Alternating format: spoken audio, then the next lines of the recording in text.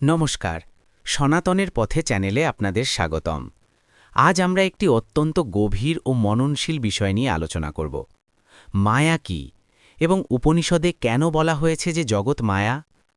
অনেকেই ভাবেন মায়া মানে কোনো কল্পনা, ভুল ধারণা বা একেবারে মিথ্যা জিনিস। কিন্তু উপনিষদের ভাষায় মায়া এত সরল নয়। মায়া মানে অজ্ঞানতা বা অবিদ্যা, অর্থাৎ সত্যকে ঠিকভাবে না জানা, না বোঝা। অদ্বৈত বেদান্তে মায়াকে বলা হয় সেই অনির্বচনীয় শক্তি যার প্রভাবে আমরা যা ক্ষণস্থায়ী, পরিবর্তনশীল, সীমাবদ্ধ এবং নির্ভরশীল তাকেই চিরকালীন পরম সত্য ও স্বাধীন বলে ভুল করে ধরে নিই। উপনিষদ কখনোই বলেননি যে এই জগৎ একেবারেই নেই বা অস্তিত্বহীন। শাস্ত্র বলেন জগৎ যেভাবে আমাদের কাছে প্রতীয়মান হয় ঠিক সেভাবে সে নয়। এর পিছনে রয়েছে এক গভীর সত্য। এই বিষয়টি খুব সুন্দর করে বোঝানো হয়েছে একটি ক্লাসিক উদাহরণ দিয়ে। অন্ধকারে দড়িকে সাপ ভেবে ভয় পাওয়া। যে সাপ দেখা যায় সে সত্য নয়, কিন্তু ভয়ের অনুভূতিটা খুবই সত্যি। আলো জ্বালানো মাত্র বোঝা যায় সাপ তো কখনো ছিলই না, ছিল শুধু দড়ি। ঠিক একইভাবে ব্রহ্ম ছাড়া আর কিছুই নেই, কিন্তু অজ্ঞানতা বা মায়ার কারণে আমরা নাম রূপ ভেদ দেখি, বহুত্ব অনুভব করি। আলো জ্বাললে, জ্ঞানের আলোয় সব ভেদ লয় প্রাপ্ত হয়, শুধু অদ্বিতীয় ব্রহ্ম থেকে যায়। এবার আসি মান্ডুক্য উপনিষদের দিকে, যা অদ্বৈত বেদান্তের সবচেয়ে সংক্ষিপ্ত কিন্তু সবচেয়ে গভীর উপনিষদ। মান্ডুক্য উপনিষদ অত্যন্ত স্পষ্টভাবে চেতনার 4টি অবস্থা বর্ণনা করে। 1. জাগ্রত অবস্থা, যেখানে বাইরের জগৎ যেমন আমরা ইন্দ্রিয় দিয়ে অনুভব করি। 2. স্বপ্ন অবস্থা, মনের মধ্যে সৃষ্ট আরেক জগৎ। 3. সুষুপ্তি, গভীর নিদ্রা, যেখানে কোনো জগতই অনুভূত হয় না। 4. তুরীয়, চতুর্থ অবস্থা, যা সব অবস্থার অতীত, শুদ্ধ চেতনা। লক্ষ্য করুন, জাগ্রত অবস্থায় যে জগৎ দেখি, স্বপ্নের সময় সেটা অপ্রাসঙ্গিক হয়ে যায়। আবার স্বপ্নের জগৎ জাগ্রত হলে মিথ্যা মনে হয়।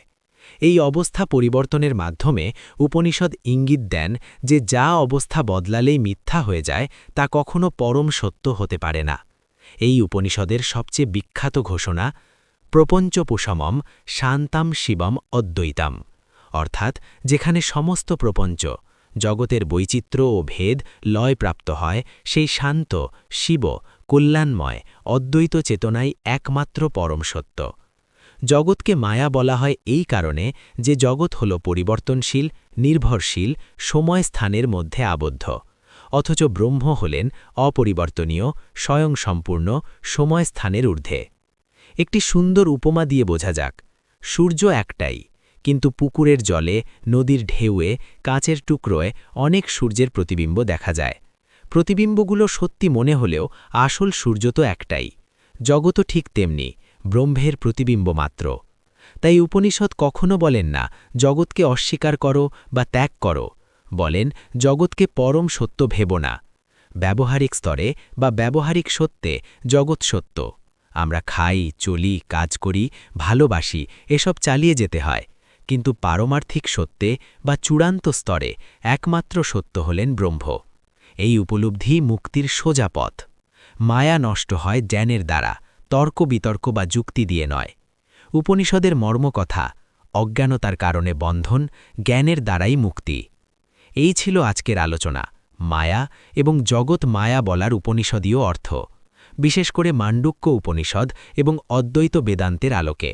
যদি এই ধরনের গভীর কিন্তু সহজবোধ্য ব্যাখ্যা আরও শুনতে চান, তাহলে চ্যানেলটি সাবস্ক্রাইব করুন, বেল আইকন টিপে রাখুন যাতে নতুন ভিডিও মিস না হয়। লাইক করুন, কমেন্টে আপনার চিন্তা শেয়ার করুন, কোন বিষয় নিয়ে পরের ভিডিও চান। সনাতনের পথে সবসময় থাকুন, জ্ঞানের আলোয় নিজেকে আলোকিত করুন। ধন্যবাদ।